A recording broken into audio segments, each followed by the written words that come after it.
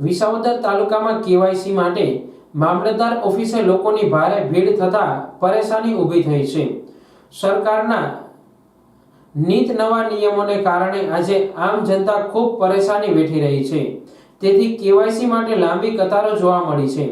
વહેલી સવારથી વિસાવદર મામલતદાર ઓફિસે આધાર કાર્ડમાં કેવાયસી કરવા માટે ગામડાઓમાંથી નાના બાળકો પોતાનું શિક્ષણ છોડી અને તેના વડીલો પોતાની મજૂરી છોડીને આજે 3-4 દિવસથી ધક્કા ખાય છે।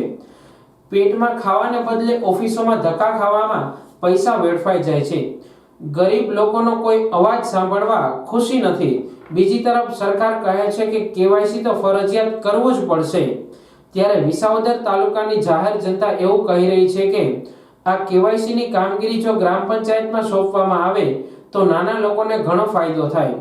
આ બાબત સરકાર અને તંત્ર વિચારણા કરે તેવી લોક માંગ ઉઠવા પામી છે। નિશાનમાં કેવાયસી માંગે છે, થાતું નથી। બેઠા છે તે 11 વાગ્યા લગી ઓફિસ ખોલે બીજા કામ હોય જાય અને છોકરાઓને ભણવા જવાના રોજ ધક્કા ખાવા અહીં કરે। છોકરા 3 દિવસ રજા રાખે, હા એ તો કહેવાય ને, હા 3 દિવસ છોકરાઓને રજાઓ રાખી શનિવારે રાખી, રવિવારે રાખી, કાલે રાખી, આજ નહીં આવે નહીં।